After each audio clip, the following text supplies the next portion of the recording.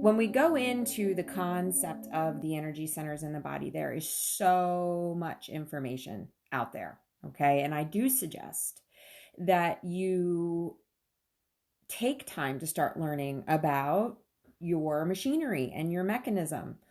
And it's like the secrets of the universe are inside your body. If you commit to learning about how your body was designed and how it works, how it searches and seeks balance, how brilliantly um, designed it is to work inside of its own structures if we just allow it. And this is a consciousness, right? So this is the whole point of learning the mind body connection, because the body is a vehicle for conscious purpose, which means that at any given moment, we are providing it with the food that it needs in order to do that thing, which is thrive, be healthy, and find balance, and allow us to have the most productive time that we can have here in the physical realm. And so I'm going to do my very best through these lessons to try to keep it as simple as possible, because this is a rabbit hole, right? So I really do suggest that you get yourself some resources and learn about your body or take a class. Um, the books that I were my go-to from the beginning, there's a really wonderful book called The Big Book of Chakras by Ambika Waters. It's very short and really straightforward, but thorough. If you want to really get into the nerdy version of it, which you guys, I mean, the ones who follow me know I am a complete nerd when it comes to this stuff. But this book is like the complete encyclopedia, the subtle body encyclopedia of your energetic anatomy. Candy Dale. Okay. So, or I'm sorry, Cindy Dale. So this is where some of my notes are coming from this book itself. But other things are just a combination of all of the teachings that I've had over, yes, Mary Kay, I know, that's why we're kindred spirits. And so it is, it's a combination of spirit, the information that I have archived in my mind, and my own path of self-mastery of trying to understand myself inside of spirit and vice versa, that allows all of these pieces to come together into a whole picture. And this is what the path of self-mastery is all about, right? Because our mind, the intellect, are the way that we learn. We tend to compartmentalize information so we can develop some sort of concept that we can understand. This is why you'll hear people talk about the same stuff, right? It's like you might listen to, let's say you have a bunch of different spiritual masters that you like to listen to, or teachers, and each person could be talking about the exact same thing, but the way that they deliver it is going to be specific to how they've learned it and how they've processed it, and how the concepts have made sense to them, which is why you're going to understand one person more than another, because that's the way your brain is able to conceptualize as well. So this is what, as I'm teaching my students all the time through Seraphim Blueprint, I'm constantly telling them there is no such thing as competition in the world. We're not competing for space inside of our truth, because of the fact that, it's like music, right? It's like you're going to tune in to the radio station that you like to hear. And there's a bunch of people that like this radio station, and there's a bunch of people that don't like that and like this radio station. So it's that your voice has a vibration that is going to reach certain people. And so you're not taking from anyone else, and no one is taking from you, because that's just the way that it's designed. So, inside of this teaching, I'm going to do the best that I can to try to break these concepts down in bite-sized pieces. And then if it really inspires you to go learn more, you can continue listening here, or perhaps there's someone that you really, it like drops in for you and really locks in. And all of these pieces then start to link together into a whole picture, right? So we're going to be talking about very specific areas in the body and that mind body connection inside of those areas. However, I do want to emphasize the fact that even though we're in this laser focus in this one area of the body and its connection, it does not stand in isolation of anything else. Everything is always moving together. But like I said, it's like pieces to the puzzle or building a house, right? It's like you need to understand the foundation before you can start building on top of that. So we're actually going to skip foundation because we're starting with feminine, right? And so inside the structure of the body energetically, we have the chakras, and we're going to be working inside that idea of the energy centers as far as chakras, meridians, that kind of thing. I am in energy medicine, so that is the world that I live in as far as how my approach works inside of my clients and my teaching. So that's kind of where I live. So that's how you're going to learn from me in particular. We're not talking about the root chakra first, which is the foundation of our body, is the foundation of our existence here on the planet. And it is our connection to our Earth Star chakra, which connects us to Earth. So I think that we should just one more time touch on polarity, right? Before we dig into the sacral chakra, which is what we're going to talk about first in this mind body journey of May. And the polarity is how we receive frequency into our bodies in order to have conscious purpose and movement and be able to create in our world. And so the natural receiving is down through the crown chakra and up through the feet, right? So we're receiving from heaven and earth at the same time. In a perfectly balanced situation, we're actually gathering information from both of those places: physical, emotional, mental, spiritual, on all levels. It's happening all at the same time. Our ability to perceive those different levels depends on your level of mastery of self, right? So it's like being able to detach yourself from body to observe from a higher perspective, or then be inside the body to observe how the body is responding to, you know, the epigenetics kind of situation that you're in, right? So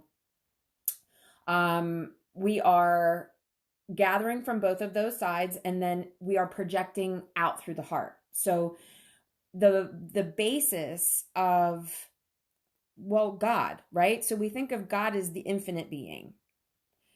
We tend to masculize, is that a word? Give God a masculine position because that's just kind of how we were taught. And it is a natural perspective to have because we often are taught inside the power of God or the will of God. We equate that more to our thought body. Will, you know, meaning I've thought that I want to do something, I'm going to do it, like the thought dropped in. So that intellectual energy of God is the masculine side of God. This is the seventh chakra, right? As is coming down through and connecting to our intellect in that way. That is God as the masculine form. God as the feminine form is coming up from the earth and coming up that way, right? So it's like the intellectual masculine God impregnates the universal, like emotional female side of God, and those two things then bring something forward into the world, right? So, and that's supposed to, and I say supposed to because we're all still learning how to do this, be projected out through the heart field, right? The heart field is the stronger field of the body. It's the strongest field in the body. You look at the field of the brain, the mental space, it only goes out from the body about, let's say, 2 feet, okay? The heart field goes out like a minimum of 12 feet. So when we're manifesting and projecting out through here, it's like we're working with the flow, right? Instead of working against it up here. So this is the natural polarity of the body, receiving down through the crown, receiving up through the feet, projecting out through the heart field. So let's talk about the movement inside, like the physical energy fields that we have, like the chakras, and then the meridians that come from there. I'm sure many of you are familiar with at least the word Kundalini, even if you haven't studied Kundalini. The idea is it comes from the Hindu tradition, and they describe it as the male, female energies in the body and how they flow. And this is depicted through the serpents, right? And we also, you think of the caduceus, you know, that healthcare symbol that still exists as a very ancient symbol. But the caduceus shows that the serpents wound around the staff, right? So the staff is the spinal column, our central, like that governing nerve, and the conception nerve, that big central nervous system connection in the body. And then we have the serpents that are winding through like this, one being the masculine, which comes down from the top. Remember, I was talking about that masculine God energy coming down this way, and then the feminine God energy coming up from the earth.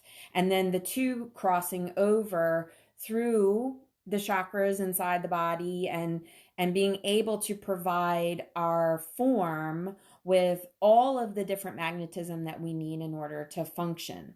And this is information that's coming in, like I said, on a physical level, on an emotional level, on a mental level, and on this more spiritual, like etheric level. So everything is moving together all the time. But for our learning purposes, we are going to start to conceptualize and compartmentalize. And so that being said, let's go into the sacral chakra. Now, the sacral chakra is the first feminine chakra in the body. It's the second chakra in the body. It's located between the navel and the pubic bone in the body, front to back. Okay. We often are only real conscious of the front side of our body.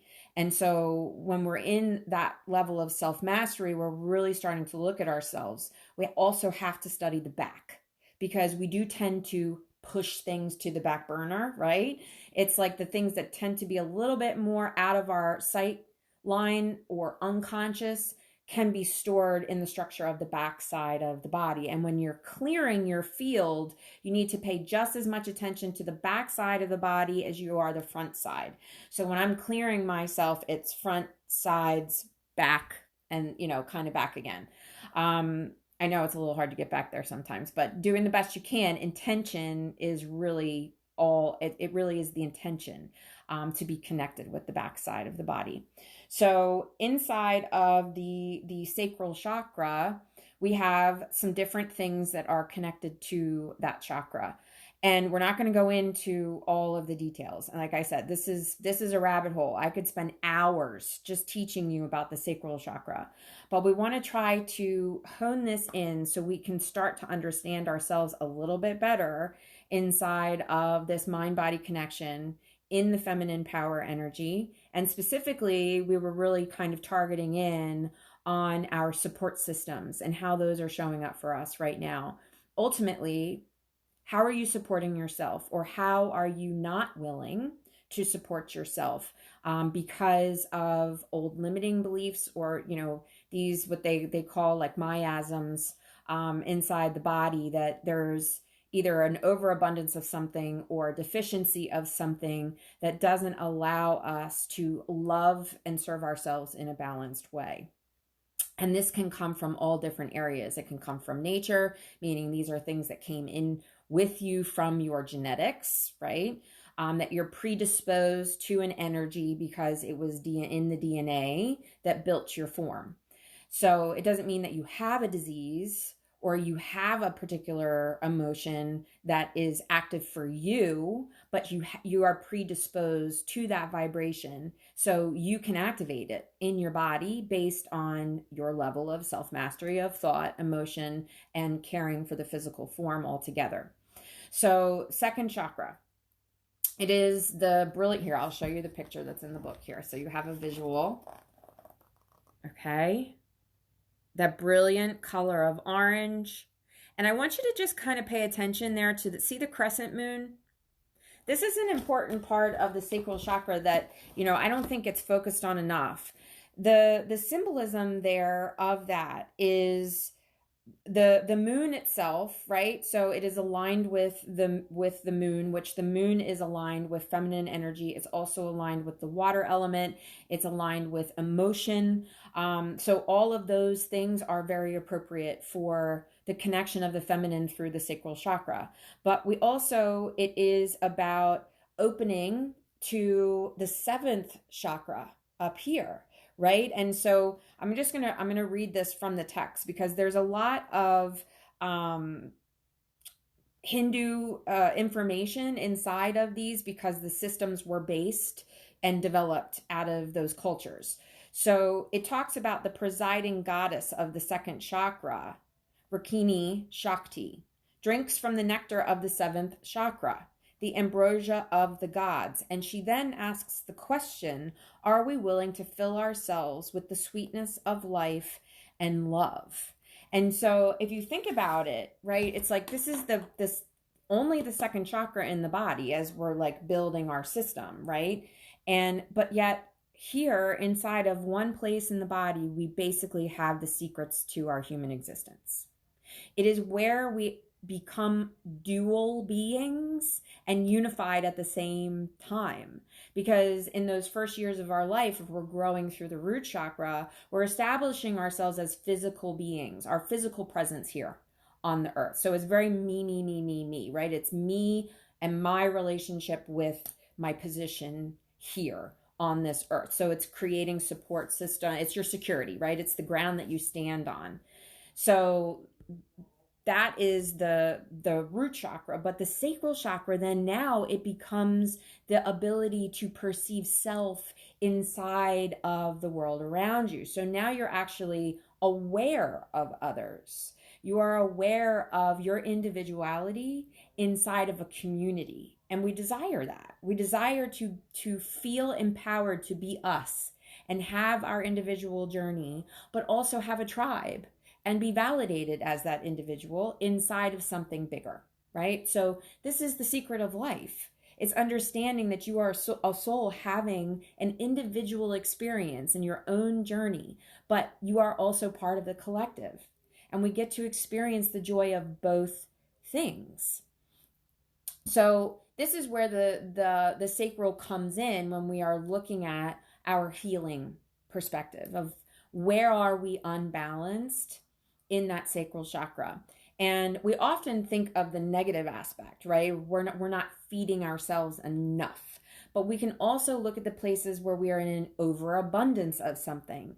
Neither creates balance, right? We need a neutral position of both things. So inside of the emotion code and body code modality that I use inside of my healing sessions, it addresses this because an overabundance of joy can actually like short circuit the heart system.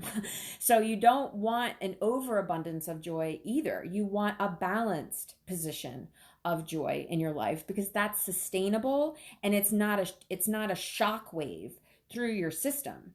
You know, I don't know, some of you may have heard of the concept of a spiritual emergency, right? Like that's an overabundance of spiritual energy coming into the system all at once and too quickly. And so inside of Kundalini practice in particular, when you have an instructor who has studied this life practice, it's about being able to do this in a safe way without endangering your energetic bodies to short circuiting, right? It's like we are kind of a walking machine, a walking computer. We have circuitry, we have electromagnetic fields, we have electricity running through us, we have magnetism running through us, we have all of these systems that we just need to be mindful of. Overloading your circuit board either way is not the best thing for you holistically. So the sacral, duality and unity all together simultaneously in one space inside the body, connected to our divine wisdom, and then given the ability to birth this into the physical realm. It's like I am connecting with the idea that I am a divine being in a physical body that was birthed onto this earth to fulfill my desires and co-create in a creative way inside of my physical world to make myself better and the world a better place. And so it's not a coincidence that inside of this particular chakra, we have all of our sexual organs, we have the lower digestive system here, because this is the process of being able to rid ourselves of the things that aren't good, that are that we need to release, we need to let go of. And then there's the space within where we actually have the seed of life to bring forth things into the world. And this is a projection of self from the perspective of DNA, right? Because if you're actually physically having a child from your own womb, you are projecting your DNA out into the world, but it's also a projection of thought forms, and it's a projection of emotional situations. And so you could see where a lot of our thought forms and the emotional connection to those thought forms really starts here. Now, the sacral chakra opens right around the age of 8. So, very vulnerable time in our lives. And depending on our nurture situation and what we're exposed to, then it's, are you validated to be your whole self, love yourself, see your worth in this world as a independent creator and an individual? Or are you being pushed into an authority structure that says you have less value than me because I am your authority? So you can create when I say you can create, you can believe the things that I believe it's okay for you to believe. So you can start to see how our truth is almost like spoon-fed to us from the very beginning. And so this is where we really have to, inside this self-mastery path, it's about learning how to observe yourself on all of these levels, because you'll start to identify thought forms and things that might not be fully yours. They may have come from your genes. They might be something that's coming from the collective field, right? Because we're just as much a part of that as we are an individual. It's about 50-50. So we can't deny our connection with all that is around us. And any given moment, where are we landing in that as far as our truth is concerned? So inside of the mind-body connection for today, I wanted to focus on words and thoughts, because I feel like this is something that you can actually like hold in your hand and you can go and practice today after you hear it. Words have so much power. Oh, hi, Michaela. She just popped on. And speaking of course, perfect timing. She's a studier of language, so couldn't be better timing for her to jump on here. Before there were words, there was symbols, right? And so there's always been a form of language even before we were speaking with our mouths. They say like the more evolved versions of us before we are the we that we are now, it was all telepathic, right? For those of you who tune in to galactic energies, it's telepathic. The way that you communicate with your guides, the ascended masters, with God, it's telepathic, right? So, and for those of you who channel spirit, you know that it can come in kind of in cryptic ways, right? So there's images, symbols, and we think of language in that way as well. I mean, some of the earliest forms of language were depicted through images and symbols. Light language, for those of you who channel light language, it comes through in like glyphs, encoding. For those of you who are connected into the matrix through sacred geometry, you may see more of the numbers, right? I always think of like it's like that curtain of zeros and ones that kind of flows down. We all perceive in very different ways, but it's all language, right? So the reason why I wanted to talk about this in particular today is because you guys know I'm a big proponent of the microcosm, macrocosm, right? And the things that are showing up in our world are clues as to what we should be paying attention to inside of our own mind and inside of our own lives. So as far as language is concerned, words and communication, We're in an age of a newly visible, let's say that, newly transparent, newly visible age of censorship, right? So this has been going on forever. It's just this, it's really visible now. Why? Because people are starting to get more vocal. They're starting to take their authority back and try to decide for themselves and create a platform for that expression.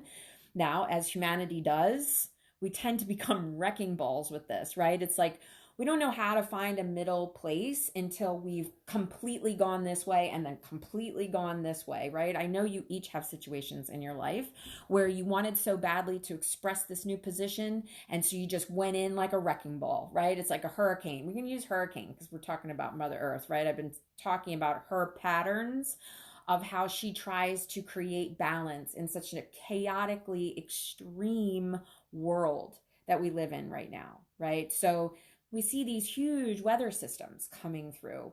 And when I did my May forecast, I talked about the earthquakes, I talked about storm systems, I talked about Mother Nature's way of trying to come in, create, and release energy from her core, and at the same time, like create a new landscape on the top that matches where we are trying to go. And a lot of this is deep purification. How do we purify? Well, there's water-based purification. We think of it as, baptism. For those who were raised inside the Christian faith, it's the blood of Christ. It's the water, the purification, right? Tidal waves, hurricanes, that's wind and water, right? Fires, pure, it's like trial by fire, right? The purification of fire, with the phoenix, the new version of that, the rebirth, through the ash. So, she functions inside of this sometimes, in a destructive way.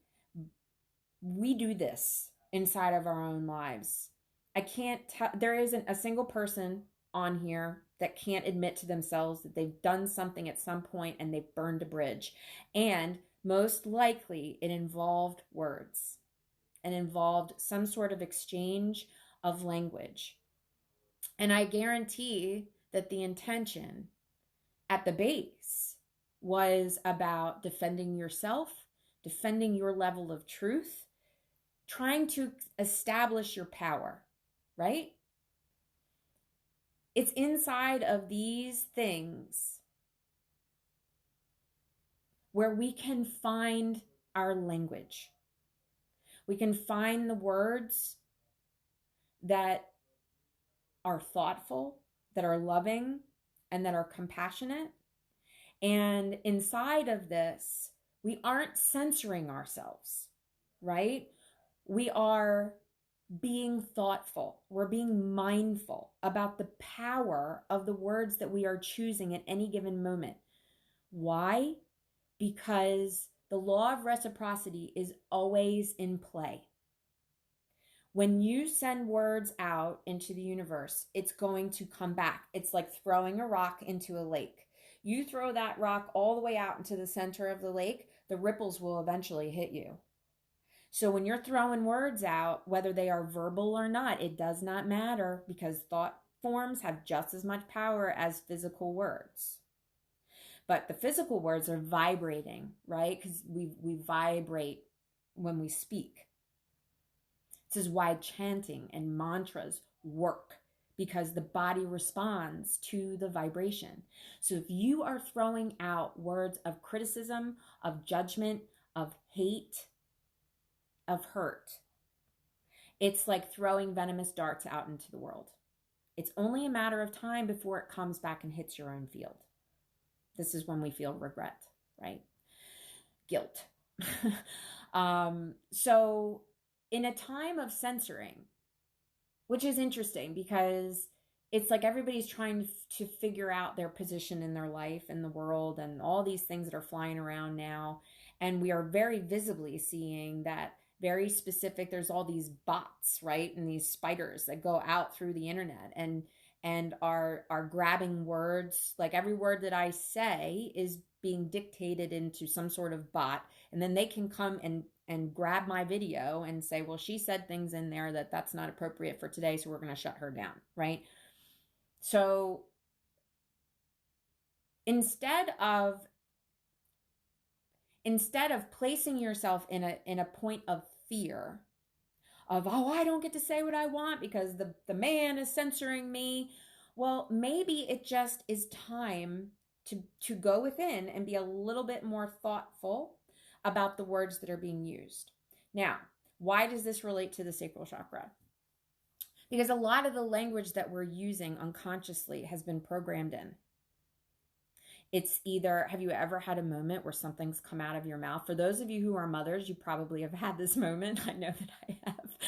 In one way or another, something comes out and you're like, oh my God, I just sounded like my mother. Oh my God, I just sounded like oh my God, my grandmother used to say that all the time. It's like, it's in there. The script is programmed in. And whether or not it actually has touched your ears or not, these are the things that vibrate down through our DNA, right? Or out through the mainstream. Like, we don't even realize that we've picked up language until it pops out of our mouth. I'm at the point now with my own kids where they're starting to bring their own slang in, and I'm like, wait, what did you just say? And now all of a sudden it's in my brain and it's become part of my vocabulary without me even realizing that it had happened, right? So these are things that we can start to really become aware of. It's like, you know, looking at the flip side of censorship, right? What would be another word we could use of censoring self? Well, I think it's just choosing to be more mindful about the words we are selecting, because words have power. What is it really that we are trying to communicate to another person? And what is our intention for wanting to communicate that thing? Okay, so one word that we can really pay attention to is the word should. I want you to start taking inventory of how we use the word should, how you are using the word should. Inside of my coaching school, it was this quote that was used all the time, or this phrase that was used all the time: stop shoulding all over yourself. Why do you feel you should do that? The word should is your giant Easter egg being dropped right in front of you to give you a moment to look at your belief systems, because there's a belief behind every should. Whether you're telling someone else they should do something, or whether you're telling yourself, oh, I'm really tired, but I really should get up and get the laundry done. Well, why? Why should that other person eat that food? Why should that other person say this or do that? Well, because you believe that it's the right thing for them. Did you hear what I just said? You believe that it's the right thing for them. Have you taken into consideration what they might want or what they might need? The word should. This will show you deeply inside of your sacral chakra the position that you currently carry with yourself, how you feel about yourself as an individual inside of the collective, where your worth is, where your self-care is, where your values are. All of these things are located down in the sacral chakra. Our ability to create and manifest around us, and how our body then digests that, has so much to do with what's going on inside of our sacral chakra. If you have someone come and say to you, well, you really shouldn't be doing that. Well, why? Because they think that you shouldn't be doing it. Oh, and then you question yourself. Well, was my desire wrong? My internal compass said, I really feel like I should be doing this thing. And then you have someone come in and say, well, you shouldn't do that. That's very confusing. It's not validating. And in a lot of cases, if there's emotion attached to this, it's very disenfranchising, because the person's not considering your position inside of your own life and what might be good for you versus what was good for them. So inside of that, we start to question ourselves. We start to not trust our own emotions. We start to not trust our own thoughts. And now we're constantly looking outside of ourselves for something to tell us we're right. This breaks the connection with God. Remember what I said at the beginning, the sacral chakra, second chakra, opens to receive from the lotus of the seventh chakra. When we shut this down, now this is closed. And we don't trust this anymore because this is naturally flowing down in. And then the sacral chakra, I'm going to create from this joy, my desires, my creativity, my sexuality, all of those things. And then someone comes along and tells you that this information is not correct. And now suddenly you've shifted your authority away from here. And now you're waiting for somebody to tell you what you should be doing. Is that fulfilling? Are you making your own choices inside of that?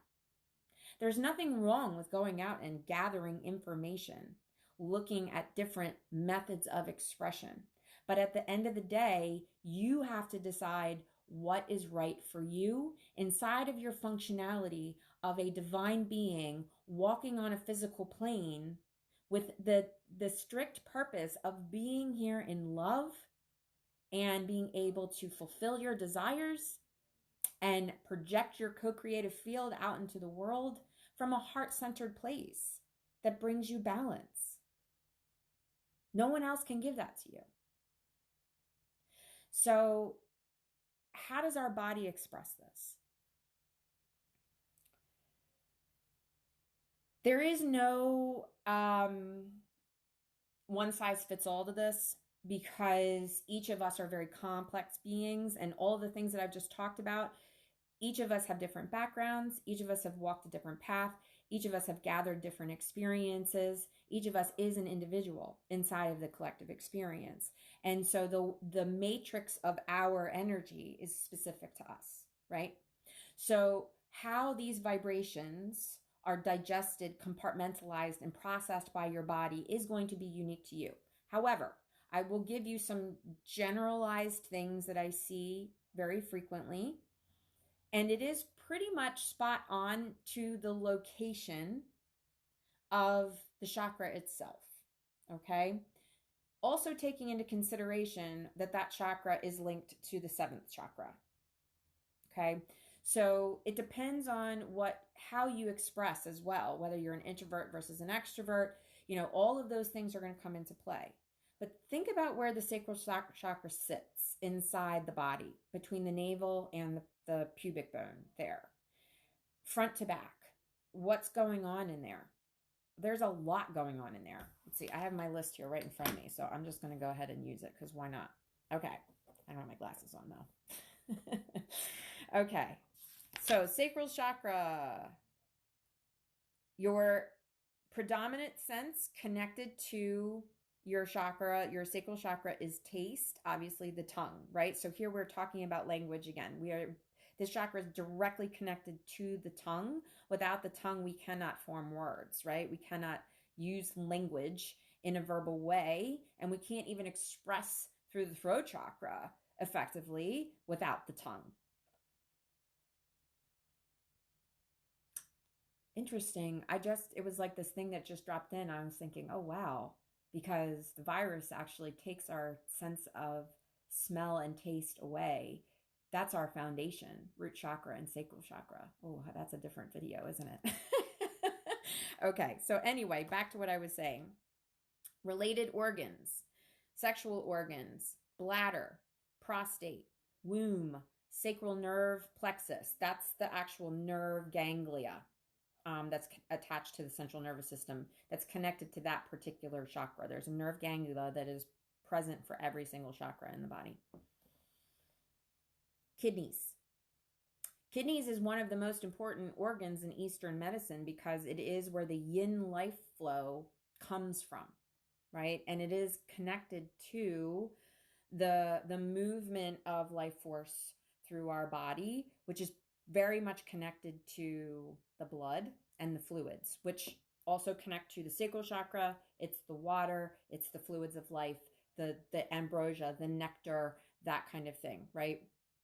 So we're all, even though the kidneys are like basically situated in between solar plexus and sacral, the flow of that energy is much more plugged in to the life force center of the body, which is the sacral, because this is where we are born from and this is where we create from, right? We came from there, and everything we bring into the world comes from there. So it is the projection of our life force.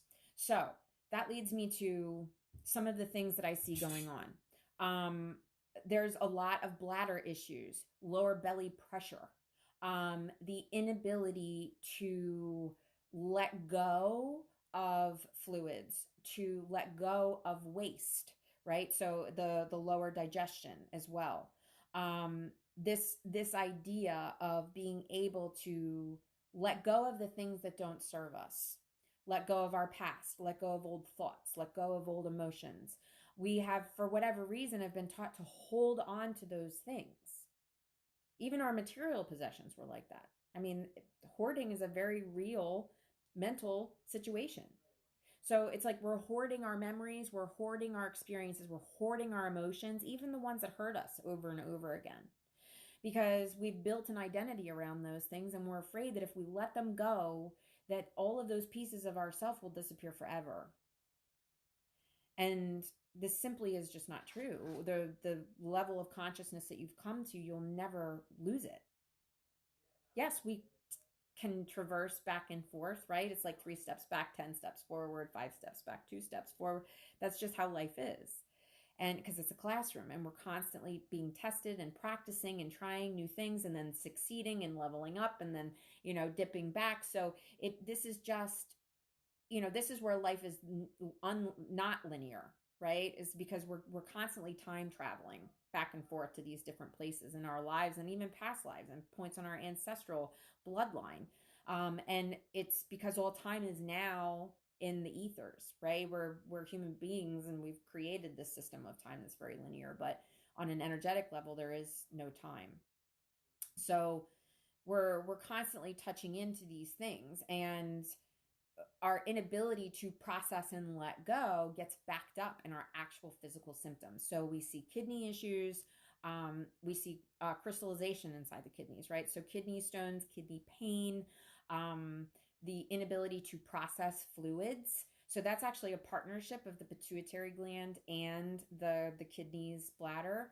Pituitary is very linked in to releasing the hormones and chemicals that tell the body how to manage fluids and whether or not you actually are releasing them or whether your body's holding fluid. So this is something that I see: water retention, weight gain. It's almost like my girlfriend and I, Amy, call it memory foam. It's like you just have like this squishy thing that's on the outside. It's like no matter what you do, you can't get rid of it. And that's the fluid processing, right? I mean, anytime you've ever probably done a detox or a weight loss plan or anything like that, what's the first 5 pounds to come off? Waste and fluid. And then if you're lucky, you'll get to the fat stores. But this is the processing, right? And allowing ourselves to move inside our duality, move from masculine, move to feminine, be able to express ourselves in creative and sexual ways. This is all very much about being an individual. And when we're told we can't because we should look like something else, we hold back. And when we hold, we store this stuff in the body. And so it's pressure on the organs that are trying to filter this stuff out. So pressure on the kidneys, then pressure on the bladder, right? So you can often see inflammation in the bladder. You might bladder infections, holding bacteria, things like that. The direct support system, right, is a reflection of the development of your sacral chakra. So let's say that you had less support on the masculine side, then your personality plays a big part in this, right? So if you're less supported on the masculine side and you happen to be a yang individual, then you're going to put a lot more emphasis onto that right side of the body. It's actually going to be overdeveloped, and then the left side is going to become weaker. So both sides are susceptible to injury because you're over functioning on one side, you're under functioning on the other side. So it's a matter of time of whether you're locking in and you've got tension and inflammation on one side versus the other side that's weaker being underdeveloped and more prone to injury. You will start to see it inside the pelvis. Your body could be completely out of alignment in your pelvis. You would know that if you went to a chiropractor. They're going to show you if you're tilted, if you're out of balance. Inside the, I mean, think of the psoas, you know, like yoga takes care of a lot of that consciousness. They call it the emotional junk drawer. It's in the same location. So these, and then the actual sexual organs themselves, we see the denial of ourselves inside of imbalanced or non-functioning sexual organs. It's like we suppress our own femininity, or our ability to be creators. We suppress it. We have hormone issues and imbalances. We have menstrual issues and imbalances. For men, it's the same kinds of things, but it shows up more in the prostate gland. So it's still the processing of this power and it getting choked out. So you will also see kind of this segmented body thing happen where it's like the lower part of the body is breaking down because you're denying it. You're not going there. You're not looking at it. You're not spending enough time down in this area looking at your stuff, right? A lot of the shadow work, inner child work. Now you know why the inner child work is down there, because that's opening and lighting up around the age of 8. So when we're working on inner child, that's where we're going. When we're doing our shadow work, that's where we're going. The the planet that's aligned with the sacral chakra is Pluto. Pluto is the planet, it's the Lord of destruction, right? So we talked about Mother Earth can sometimes be very destructive, but it's to clear the playing field to start something new. So you can also look at Pluto as death and rebirth, right? So what did I say about this chakra? It is our unity and duality expressed all in the same place in the body. The secrets of our being are inside this place. And honoring this feminine energy allows us to be balanced because we have the masculine intellect, we have the feminine emotionality and sense of community and creativity and birth. Those two things together create this indestructible heart field of manifestation and co-creation and love, because we're loving ourselves enough to trust this spiritual intellectual energy that's coming in, and then creating from there with confidence and love and self-worth and self-deservedness. And by bringing forth heart-based desires, we're also changing the world in a better place. It's like creating this garden that everybody gets to eat from, right? So I know there's a lot of information just inside of this one video. Hopefully you're able to take little nuggets and start practicing this. But honoring the feminine power of the sacral is going to allow us to really understand our own internal language, how we're choosing our thoughts and our words, how we're creating with that, how we are self-identifying our position in the world and our own authority system inside of that. And then around the censorship, right? It's my thoughts and my words have so much power inside of my own health, even.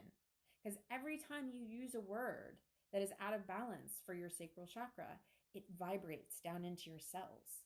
And it's like giving your cells instructions to not be fully functional. So the body is, remember what I said, the body is just a machine. It's just a mechanism of conscious purpose. Your thoughts and your words and the vibrations you send out and are coming back are the signals that your body is taking inside of its functionality. We're running on frequency, electricity, magnetism, electromagnetism. These are all things that are measured on scientific equipment and when you go into the hospital. So if you have another radio signal coming at you all the time, your body's going to do the best that it can to try to find balance, which potentially means it might be lowering its frequency in order to find homeostasis inside of the biggest thing that you're exposing yourself to. Let's talk about that one last thing before I sign off for this particular lesson. A lot of people on the spiritual path who have learned meditation, learning, all of these different things, a lot of you are working with some form of sacred geometry, whether you realize it or not. Even if you've only been taught to project yourself into a sphere, that's still sacred geometry, right? And all the sacred geometry has different vibration. There is sacred geometry that is assigned to each of the chakras. I can tell you actually. Is it in here?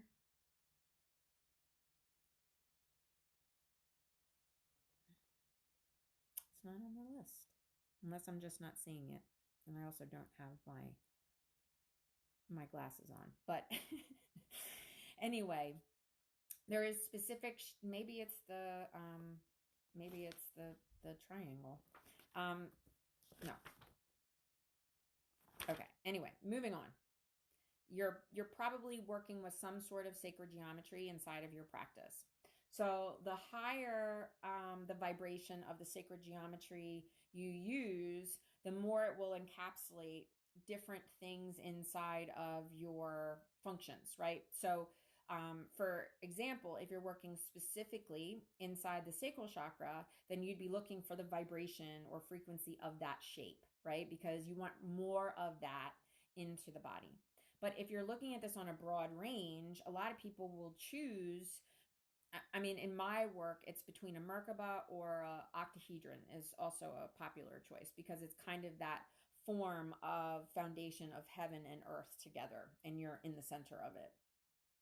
But the idea is that you actually visualize yourself inside of the shape because it becomes your vehicle that you're moving around in. For those of you who track orbs and things inside of your photographs, an orb is simply a Merkaba spun so fast that you can't see its edges and points anymore, right? So now it just becomes a sphere. The idea of this is that you create some sort of form around you that you can use to your advantage because all other frequencies are inside of this sacred geometry. And you can use it for healing, you can use it for protection, you can use it for meditation, for time travel, for astral travel, for, all of these different things that you do inside of your practice. However, if you are not looking closely at the projection of your own thoughts and specifically your fear vibrations, it's almost like putting yourself inside of an echo chamber. So your intention is, I'm going to put myself inside the sacred geometry because I need to protect myself from the outside world. Well, what are you doing to protect yourself from your own stuff and your own thoughts? So now you've locked yourself inside your little spaceship and you're still projecting this stuff, and now it's like vibrating right against your body, and it's amplified, right? Because the Merkaba is an amplifier. And so we need to be very mindful about what we're putting out into our own bubble. What are you echoing back at yourself all the time? Because especially if you're very devout about protecting yourself, if you're an empathic person and you've created this shield around you, well, what's the air like inside your bubble? This is also a sacral function.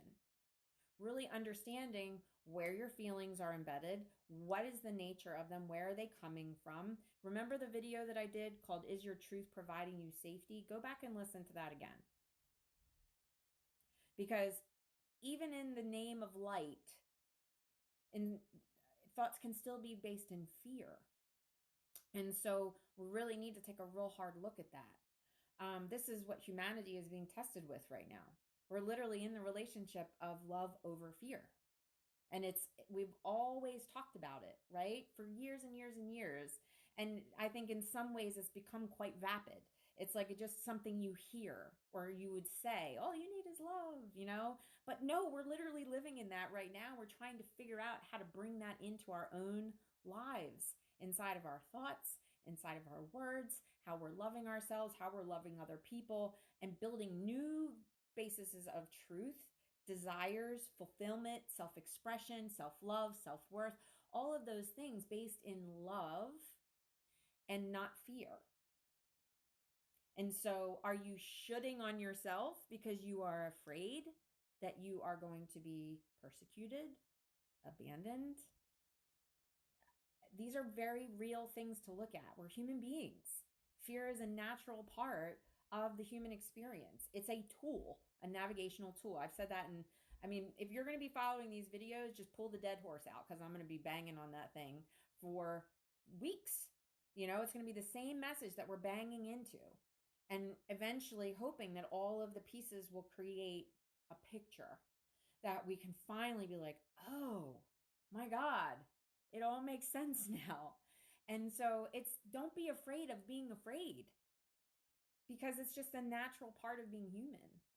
And when we start to understand these levels of self, especially in the feminine aspect, it's like that's the mother, right? The mother that comes in to hold us in her arms and tell us everything's going to be okay and that we are safe and we are loved, right? It's like a toddler out learning to walk and climb, and the mother standing back and allowing the child to toddle out. They fall, they scrape their knee, the mother comes, scoops them up, puts the hand on the knee. This is actually, the hands are a body part that's also related to expression of the sacral chakra. So our natural healing, these are our tools for creation, you know, all of those things, right? We naturally put our hands where it hurts, putting the hand on the boo-boo, kissing the boo-boo, everything's going to be okay. And then you set the child free again. And so we need to do more of this with ourselves. You know, kiss our own boo-boos. It's okay. You know, fear is a natural part of life, as long as we're staying in an exercise of, I'm going to love myself enough to give myself a chance to take a risk. And it might feel scary, but I'm okay. I'm supported. I'm safe. I'm loved.